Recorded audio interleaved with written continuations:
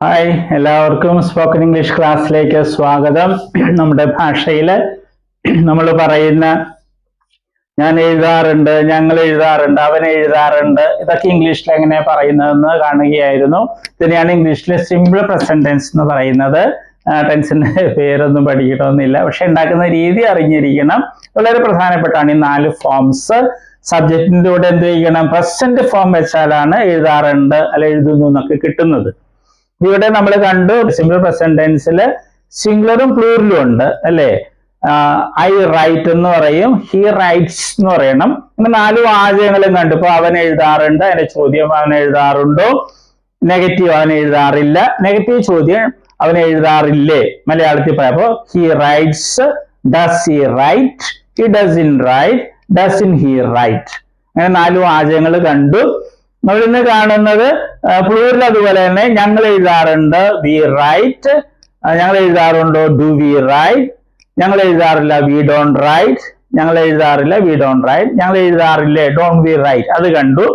അപ്പൊ അതുകൂടാതെ നമ്മൾ ക്വസ്റ്റ്യൻ വേർഡ്സ് കുറെ പഠിച്ചിട്ടുണ്ട്. അതിൽ കുറച്ചൊക്കെ നമ്മൾ ഇന്ന് കാണുകയാണ്. വെൻ, എപ്പോൾ, ഹൗ എങ്ങനെ, വേർ എവിടെ, വൈ എന്തുകൊണ്ട്, എപ്പോഴാണ് ഞാൻ എഴുതാറുള്ളത്. നമ്മളെ ക്വസ്റ്റ്യന്റെ മോഡൽ ഉണ്ടല്ലോ, ഡു ഐ റൈറ്റ്, ഞാൻ എഴുതാറുണ്ടോ, ഡു ഐ റൈറ്റ്, ഞാൻ എഴുതാറുണ്ടോ. അതിന് മുൻപിൽ കൊണ്ടുവന്ന് ഈ ക്വസ്റ്റ്യൻ വേർഡ് വയ്ക്കുക. ക്വസ്റ്റ്യൻ വേർഡ്സ് എന്നാണ് ഇതിനെ പറയുന്നത് നമ്മൾ കാണുകയുണ്ടായിട്ടുണ്ട്. അപ്പോ when do I write, when do I write, when do I write, ഞാൻ എപ്പോഴാണ് എഴുതാറുള്ളത്, when do I write. When do I pray, ഞാൻ എപ്പോഴാണ് പ്രാർത്ഥിക്കാറുള്ളത്, വെൻ ഡു ഐ പ്ലേ, ഞാൻ എപ്പോഴാണ് കളിക്കാറുള്ളത്, വെൻ ഡു ഐ ടീച്ച്, ഞാൻ എപ്പോഴാണ് പഠിപ്പിക്കാറുള്ളത്, വെൻ ഡു ഐ സിംഗ്, ഞാൻ എപ്പോഴാണ് പാടാറുള്ളത്. അതുപോലെ ഹൗ ഡു ഐ റൈറ്റ്, ഞാൻ എങ്ങനെ എഴുതാറുള്ളത്. ആ രീതി ചോദിക്കാം. നമുക്ക് കുറെ കൂടി അർത്ഥം കിട്ടുന്ന രീതിയിൽ യു വെച്ചിട്ടാണെങ്കിൽ കുറെ കൂടി നമുക്ക് അർത്ഥം തോന്നും. വെൻ ഡു യു റൈറ്റ്, നീ എപ്പോഴാണ് എഴുതാറുള്ളത്, വെൻ ഡു യു പ്രേ, നീ എപ്പോഴാണ് പ്രാർത്ഥിക്കാറുള്ളത്, വെൻ ഡു യു പ്ലേ, നീ എപ്പോഴാണ് കളിക്കാറുള്ളത്. അപ്പൊ നോക്കുക, ഡു ഇവിടെ കൊണ്ടുവന്ന് ഇടണം. ക്വസ്റ്റ്യന്റെ മോഡൽ നമ്മൾ കണ്ടതാണ്, അത് ഉപയോഗിക്കാൻ പ്രത്യേകം ശ്രദ്ധിക്കുക. വെൻ ഡു യു പ്ലേ, നീ എപ്പോഴാണ് കളിക്കാറുള്ളത്, വെൻ ഡു യു ടീച്ച്, നീ എപ്പോഴാണ് പഠിപ്പിക്കാറുള്ളത്, വെൻ ഡു യു സിംഗ്, നീ എപ്പോഴാണ് പാടാറുള്ളത്. ഹൗ വെച്ചാണെങ്കിൽ ഹൗ ഡു യു റൈറ്റ്, നീ എങ്ങനെ എഴുതാറുള്ളത്, ഹൗ ഡു യു പ്രേ, നീ എങ്ങനെ പ്രാർത്ഥിക്കാറുള്ളത്, ഹൗ ഡു യു പ്ലേ, നീ എങ്ങനെ കളിക്കാറുള്ളത്, ഹൗ ഡു യു ടീച്ച്, നീ എങ്ങനെ പഠിപ്പിക്കാറുള്ളത്, ഹൗ ഡു യു സിംഗ്, നീ എങ്ങനെയാണ് പാടാറുള്ളത്. വേർ ഡു യു റൈറ്റ്, നീ എവിടെ എഴുതാറുള്ളത്, വേർ ഡു യു പ്രേ, നീ എവിടെയാ പ്രാർത്ഥിക്കാറുള്ളത്, where do you pray. Where do you play, നീ എവിടെയാ കളിക്കാറുള്ളത്, വേർ ഡു യു ടീച്ച്, നീ എവിടെയാണ് പഠിപ്പിക്കാറുള്ളത്, വേർ ഡു യു സിംഗ്, നീ എവിടെയാണ് പാടാറുള്ളത്. വൈ ഡു യു റൈറ്റ്, നീ എന്തുകൊണ്ടാണ് എഴുതുന്നത്. നമ്മൾ അങ്ങനെയല്ലേ മലയാളത്തിൽ എന്തുകൊണ്ടാണ് എഴുതാറുള്ളത് എന്നതിലും കൂടുതൽ എന്തുകൊണ്ടാണ് എഴുതുന്നത്. വൈ ഡു യു പ്രേ, നീ എന്തുകൊണ്ടാണ് പ്രാർത്ഥിക്കുന്നത്. വൈ ഡു യു പ്ലേ, നീ എന്തുകൊണ്ടാണ് കളിക്കുന്നത്. കാരണം ചോദിക്കുകയാണ് അല്ലേ. വൈ ഡു യു ടീച്ച്, നീ എന്തുകൊണ്ടാണ് പഠിപ്പിക്കുന്നത്. വൈ ഡു യു സിംഗ്, നീ എന്തുകൊണ്ടാണ് പാടുന്നത്. അപ്പൊ ഇങ്ങനെ നമ്മൾ പ്രാക്ടീസ് ചെയ്യണം. പ്രാക്ടീസ് ചെയ്തില്ലെങ്കിൽ നമുക്ക് ഇതൊന്നും പറയാൻ പറ്റില്ല. അതുപോലെ ദയവിച്ച് പറയാം, വെൻ ഡു ദേ റൈറ്റ്, അവർ എപ്പോഴാണ് എഴുതാറുള്ളത്, വെൻ ഡു ദേ റൈറ്റ്, എപ്പോഴാണ് അവർ എഴുതാറുള്ളത്, വെൻ ഡു ദേ പ്രേ, എപ്പോഴാണ് അവർ പ്രാർത്ഥിക്കാറുള്ളത്, വെൻ ഡു ദേ പ്ലേ, എപ്പോഴാണ് അവർ കളിക്കാറുള്ളത്, വെൻ ഡു ദേ ടീച്ച്, എപ്പോഴാണ് അവർ പഠിപ്പിക്കാറുള്ളത്, വെൻ ഡു ദേ സിംഗ്, എപ്പോഴാണ് അവർ പാടാറുള്ളത്. ഈ രീതിയിൽ നമ്മൾ പ്രാക്ടീസ് ചെയ്യുക. ഇതുപോലെ എല്ലാ ക്വസ്റ്റ്യൻ വേർഡ്സ് വെച്ച്, ചോദ്യവാക്കുകൾ വെച്ച് പ്രാക്ടീസ് ചെയ്യാൻ. ഹൗ ഡു ദേ റൈറ്റ്, അവർ എങ്ങനെ എഴുതാറുള്ളത്, how do they write, how do they pray, how do they play, how do they teach, how do അല്ലെ, ഇത് മറന്നു പോയത്. ഹൗ ഡു ദേ, എങ്ങനെ അവർ പാടാറുള്ളത്, ഹൗ ഡു ദേ സിംഗ്, എങ്ങനെയാണ് അവർ പാടാറുള്ളത്. Where do they write, where do they write, എവിടെയാണ് അവർ എഴുതാറുള്ളത്. വേർ ഡു ദേ പ്രേ, എവിടെയാണ് അവർ പ്രാർത്ഥിക്കാറുള്ളത്. വേർ ഡു ദേ പ്ലേ, എവിടെയാണ് അവർ കളിക്കാറുള്ളത്. ഞാൻ ഇത്തിരി സ്പീഡിലാണ് പോകുന്നത്, പ്രാക്ടീസ് ചെയ്താൽ മതി, നമുക്ക് കിട്ടും. എല്ലാം ഒരേപോലെ തന്നെ ഇരിക്കുന്നതാണ്. ഇത് എങ്ങനെ കിട്ടുന്നതെന്ന് അറിഞ്ഞാൽ പിന്നെ എന്തോരം വാചകങ്ങൾ വേണമെങ്കിലും ഈ രീതിയിലുള്ളത് ഉണ്ടാക്കാൻ പറ്റും. അപ്പൊ പ്രാക്ടീസ് ചെയ്യണം. വേർ ഡു ദേ ടീച്ച്, എവിടെയാണ് അവർ പഠിപ്പിക്കാറുള്ളത്. വേർ ഡു ദേ സിംഗ്, എവിടെയാണ് അവർ പാടാറുള്ളത്. Why why do they write, എന്തുകൊണ്ടാണ് അവർ എഴുതാറുള്ളത്, കാരണം ചോദിക്കുക. എന്തുകൊണ്ടാണ് അവർ എഴുതുന്നത്? വൈ ഡു ദേ പ്രേ, എന്തുകൊണ്ടാണ് അവർ പ്രാർത്ഥിക്കുന്നത്, എന്തുകൊണ്ടാണ് അവർ പ്രാർത്ഥിക്കാറുള്ളത്? വൈ ഡു ദേ പ്ലേ, എന്തുകൊണ്ടാണ് അവർ കളിക്കുന്നത്? Y do they play always, എപ്പോഴും അവർ എന്തുകൊണ്ടാണ് കളിക്കുന്നത്, എന്തുകൊണ്ടാണ് എപ്പോഴും അവർ ഇങ്ങനെ കളിക്കുന്നത്? Y do they play always, Y do ദേ, അതിന്റെ ഫോം നമ്മൾ മറന്നു പോകരുത്. വൈ ദേ പ്ലേ എന്നൊക്കെ പറയാൻ തെറ്റാ, അങ്ങനെയൊന്നും ഇംഗ്ലീഷിൽ പറയില്ല. Why they play, Y do they play അങ്ങനെ ചോദിക്കുള്ളൂ. ഇംഗ്ലീഷുകാർ എങ്ങനെ ചോദിക്കുന്നത്? നമ്മൾ അങ്ങനെ തന്നെ ചോദിക്കണം. വൈ ഡു ദേ ടീച്ച്, എന്തുകൊണ്ടാണ് അവർ പഠിപ്പിക്കുക, കാരണം ചോദിക്കുക. എന്തുകൊണ്ടാണ് അവർ പഠിപ്പിക്കുന്നത്? Y do they teach. Y do they Singh, എന്തുകൊണ്ടാണ് അവർ പാടുന്നത്? Y do they Singh in the morning, കാലത്ത് എന്തുകൊണ്ടാണ് അവർ പാടുന്നത്? നമ്മൾ കാരണം ചോദിക്കുക. വൈ ഡു ദേ സിംഗ്, എന്തുകൊണ്ടാണ് അവർ രാവിലെ പാടാറുള്ളത്? അത് തന്നെയാണ് പാടുന്നതെന്ന് പറയുന്നത്, അല്ലെ എഴുതുന്നു പറയുന്നത്. അപ്പൊ നമ്മൾ പ്രാക്ടീസ് ചെയ്യുക. എപ്പോഴും പറയുന്നത് ഒരാളെ കൂടി കിട്ടിയിട്ട് ഒരാൾ മലയാളം പറയുന്നു, മറ്റേ ഇംഗ്ലീഷ് പറയുന്നു. അങ്ങനെ ഓരോ പ്രാവശ്യം 10 പ്രാവശ്യമെങ്കിലും ഓരോ വാചകം ആവർത്തിക്കണം. ഒരു അരമണിക്കൂർ മുതൽ 3/4 മണിക്കൂർ പ്രാക്ടീസ് ചെയ്താൽ നമുക്ക് മനസ്സിൽ ആഴത്തിൽ പതിയും. ഈ വെർബുകളുടെ ലിസ്റ്റ് ഉണ്ട്, അതുകൂടി കാണുക. നമ്മൾ വെർബുകളാണ് കാണുന്നത്. വെർബ്സ് എന്ന് പറയുന്നത് ക്രിയകൾ അല്ലെ, വരിക, പോവുക എന്നൊക്കെ പറയുന്നതാണ് വെർബ് അല്ലെ ക്രിയകള്. അപ്പൊ വെർബിന് അല്ലെ ക്രിയക്ക് ധാരാളം രൂപങ്ങളുണ്ട്. ഉദാഹരണമായിട്ട് മലയാളത്തിൽ എഴുതുക എന്ന ക്രിയ അല്ലെങ്കിൽ വെർബ് എടുക്കുക, അങ്ങനെ ഒത്തിരി രൂപങ്ങൾ. എഴുതുക, എഴുതും, എഴുതുകയാണ്, എഴുതിയിട്ടുണ്ടായിരുന്നു, എഴുതുവാൻ, എഴുതുമായിരുന്നു, എഴുതണമായിരുന്നു, അങ്ങനെയൊക്കെ ധാരാളം രൂപങ്ങൾ മലയാളത്തിലുണ്ട്. അതുപോലെ ഇംഗ്ലീഷിലുണ്ട് ധാരാളം ഫോംസ്, രൂപങ്ങളുണ്ട്. അതിൽ 4 എണ്ണമാണ് ഇംഗ്ലീഷിലെ ഏറ്റവും പ്രധാനപ്പെട്ട രൂപങ്ങൾ. അതേതൊക്കെയാണ്? ഫോം എന്ന് വെച്ചാൽ രൂപം. Base form, present form, past form, past participle form.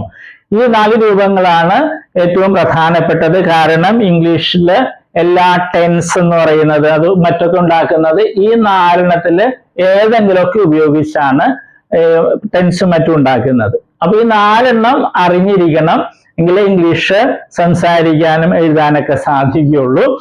ഉദാഹരണമായിട്ട് ബേസ് ഫോം അല്ലെ, ഉദാഹരണമായിട്ട് റൈറ്റ് എന്ന വെർബ് എടുക്കുന്നു, അതിന്റെ അർത്ഥം എന്താണ്? എഴുതുക. പ്രസന്റ് ഫോമില് റൈറ്റ് ഉണ്ട്, റൈറ്റ്സും ഉണ്ട്. ഇത് പ്ലൂറലാണ്, ഇത് സിംഗുലർ ആണ്. ഇതിന്റെ അർത്ഥം എന്താണ്? എഴുതാറുണ്ട് അല്ലെങ്കിൽ എഴുതുന്നു. ഇത് രണ്ടുപേരെ അർത്ഥം മലയാളത്തില്. പല കുട്ടികളും പ്രസന്റ് ഫോമിൽ ചോദിക്കുമ്പോൾ അവര് എഴുതുക എന്ന് പറയും. അത് തെറ്റാണ്. ഈ പ്രസന്റ് ഫോമില് റൈറ്റിന്റെ അർത്ഥം എഴുതാറുണ്ട് എന്നുള്ളതാണ്.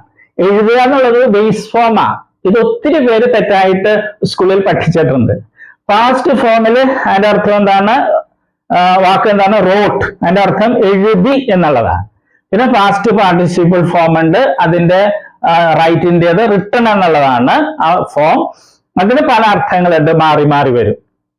പിന്നെ ഒരു കാര്യം നമ്മൾ അറിഞ്ഞിരിക്കുക, ഈ ബേസ് ഫോമും പ്രസന്റ് ഫോം പ്ലൂറലും, ബേസ് ഫോമും പ്രസന്റ് ഫോം പ്ലൂറലും ഇംഗ്ലീഷ് ഭാഷയിലെ വെർബുകൾക്ക് ഒരെണ്ണത്തിനൊഴികെ, ബി എന്ന വെർബിനൊഴികെ ബാക്കി എല്ലാ വെർബുകൾക്കും ഒരേപോലെയാണ്. സ്പെല്ലിങ്ങും ഉച്ചാരണമൊക്കെ ഒരേപോലെ തന്നെയാണ്. ഏത്? ബേസ് ഫോമും പ്രസന്റ് ഫോം പ്ലൂറലും. അർത്ഥം വ്യത്യാസമുണ്ട്. ബേസ് ഫോമിൽ എഴുതുക എന്നുള്ളതാണ് റൈറ്റ് എന്ന് പറയുമ്പോൾ, പ്രസന്റ് ഫോമിൽ റൈറ്റ് എന്ന് പറയുമ്പോൾ എഴുതാറുണ്ട് എന്നുള്ളതാണ്.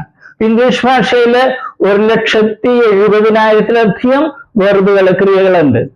അപ്പൊ അതില് ഈ വെർബ് ഒഴിച്ച്, ബി എന്നൊരു വെർബ് ഉണ്ട് ഇംഗ്ലീഷില്, അത് ഒഴിച്ച് ബാക്കി എല്ലാ വെർബുകളുടെയും ബേസ് ഫോമും പ്രസന്റ് ഫോം പ്ലൂറലും ഒരേപോലെ, ഒരേ സ്പെല്ലിംഗ്, ഒരേ ഉച്ചാരണം. ഓക്കെ, അതുകൊണ്ട് നമ്മൾ ഇത് പ്രത്യേകിച്ച് പഠിക്കില്ല. നമ്മൾ ഇത് 3ആണ് പഠിക്കുന്നത്. അത് നമ്മൾ സ്കൂളിൽ പഠിച്ചിട്ടുണ്ട് അല്ലെ. Come, came, come, go, went, gone, അത് തന്നെ സാധനം. പിന്നെ നേരത്തെ ഒരു കാര്യവും കൂടി, ഇംഗ്ലീഷിൽ നേരത്തെ പറഞ്ഞു 1,70,000-ൽ വെർബ്സ് ഉണ്ട്. അതിൽ ഭൂരിഭാഗം വെർബുകളുടെയും ഈ പാസ്റ്റ് ഫോമും പാസ്റ്റ് പാർട്ടിസിപ്പിൾ ഫോമും ഉണ്ടാക്കുന്നത് ഈ പ്രസന്റ് ഫോമിന്റെ കൂടെ ഡി അല്ലെങ്കിൽ ഇ ഡി എന്ന് കൂട്ടിച്ചേർത്താണ്. ഒരിക്കൽ കൂടി പറയട്ടെ, ഇംഗ്ലീഷ് ഭാഷയിലെ ഒട്ടുമിക്ക വെർബുകളുടെയും പാസ്റ്റ് ഫോമും പാസ്റ്റ് പാർട്ടിസിപ്പിൾ ഫോമും ഉണ്ടാക്കുന്നത് ഡി അല്ലെങ്കിൽ ഇ ഡി എന്ന് പ്രസന്റ് ഫോമിന്റെ ഈ പ്ലൂറലിനോടുകൂടെ കൂട്ടിച്ചേർത്താണ്. അല്ലാതെ കുറെ വെർബ്സ് ഉണ്ട്. അപ്പൊ പക്ഷെ അതാണ് നമുക്ക് ഒത്തിരി ഉപയോഗിക്കുന്നത്. അതിലൊരു ഒരെണ്ണമാണ് ഇത്, റൈറ്റ്, റോട്ട്, റിട്ടൺ. ഇത് മൂന്ന് രീതിയാണ്. റൈറ്റ് ഇത് വേറെ രീതി, റോട്ട് ഇത് റിട്ടൺ. ഓക്കെ, അപ്പൊ നമ്മളിത് മൂന്നും പഠിക്കുള്ളൂ. നേരത്തെ പറഞ്ഞതുപോലെ ഇത് പ്രത്യേകിച്ച് പഠിക്കേണ്ട കാര്യമില്ല, ബേസ് അർത്ഥം അറിഞ്ഞിരുന്നാൽ മതി. ഓക്കെ, ഇപ്പൊ കമ്മിന്റെ അർത്ഥം എന്ന് പറഞ്ഞാൽ വരിക. ബേസ് ഫോമിൽ കം എന്ന് പറഞ്ഞാൽ വരിക എന്നായിരിക്കും. പ്രസന്റ് ഫോമിൽ വരാറുണ്ട് എന്നായിരിക്കും അതിന്റെ അർത്ഥം. ഉച്ചാരണവും സ്പെല്ലിങ്ങും ഒന്ന് തന്നെ ആയിരിക്കും. അപ്പൊ നമ്മളിത് മൂന്ന് സ്കൂളിൽ നമ്മൾ പഠിച്ചിട്ടുണ്ട്. അത് ശരിയായിട്ടൊന്ന് മനസ്സിലാക്കണമെന്നേ ഉള്ളൂ. നമ്മളൊരു 16 ലിസ്റ്റ് വെർബുകൾ ഉണ്ടാക്കിയിട്ടുണ്ട്. ഏറ്റവും കൂടുതൽ ഉപയോഗിക്കുന്ന വെർബ്സ് ആണ് ഇടിയും ചേർത്തതും ഉണ്ട്, പിന്നെ ഈ പ്രത്യേകതയുള്ള വെർബ്സും ഉണ്ട്. അത് നമ്മൾ പഠിക്കണം. വെർബുകളുടെ ലിസ്റ്റില് 9ാമത്തെ ലിസ്റ്റാണ് നമ്മൾ ഇന്ന് കാണുന്നത്. ഇപ്പൊ 4 ഫോംസ് ആണ് വെർബുകളുടെ ഏറ്റവും പ്രധാനപ്പെട്ട forms: base form, present form, past form, past participle form. കാരണം നമ്മൾ കണ്ടതുപോലെ ഇവ ഉപയോഗിച്ചാണ് ഇംഗ്ലീഷ് ഭാഷയിലെ എല്ലാ ടെൻസുകളും മറ്റും ഉണ്ടാക്കുന്നത്. ഈ 4 ഫോം അറിയാതെ ഇംഗ്ലീഷ് പഠിക്കാനോ സംസാരിക്കാനോ എഴുതാനോ ഒന്നും കഴിയില്ല. ഇത് നിർബന്ധമായിട്ടും പഠിച്ചിരിക്കണം. നമ്മൾ 3 ഫോമേ പഠിക്കുകയുള്ളൂ: present form, past form, past participle form.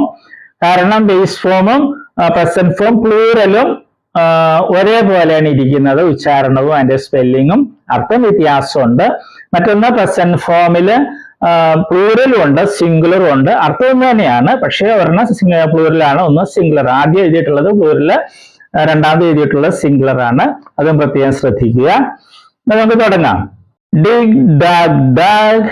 Stick, stuck, stuck. Spin, spun, spun. sting, stung, stung.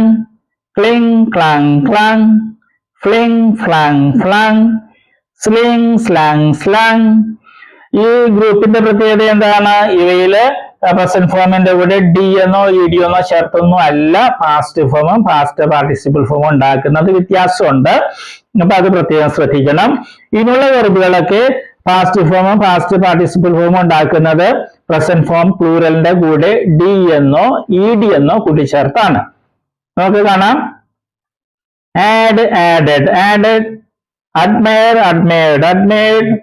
apologize, apologized, apologized. bathe, bathed, bathed. care, cared, cared. clear, cleared, cleared. compare, compared, compared. connect, connected, connected. deliver, delivered, delivered. drag, dragged, dragged. fill, filled, filled. hang, hanged, hanged. heal, healed, healed. injure, injured, injured. judge, judged, judged. murder, murdered, murdered. like, liked, liked. memorize, memorized, memorized. look, looked, looked. measure, measured, measured. plan, planned, planned. notice, noticed, noticed. ഓർക്കുക, ഈ വെർബുകൾ ഇംഗ്ലീഷിൽ ഏറ്റവും കൂടുതൽ ഉപയോഗിക്കുന്ന വെർബുകളുടെ ലിസ്റ്റിൽ പെട്ടതാണ്. ഇങ്ങനെ ചില വാക്കുകൾ നോക്കുമ്പോൾ അതിന്റെ സിംഗുലറിലെ സ്പെല്ലിംഗിൽ വ്യത്യാസങ്ങൾ കാണാം. അതുപോലെ ചിലപ്പോ പാസ്റ്റ് ഫോമിലൊക്കെ ചില അക്ഷരങ്ങൾ ഡബിൾ ആകുന്നുണ്ട്. അതൊക്കെ പ്രത്യേകം ശ്രദ്ധിക്കുക. ഈ വാക്കുകളുടെ ഉച്ചാരണം പഠിക്കണം, ഈ വാക്കുകളും പഠിക്കണം, അർത്ഥം പഠിക്കുക. ഓക്കെ.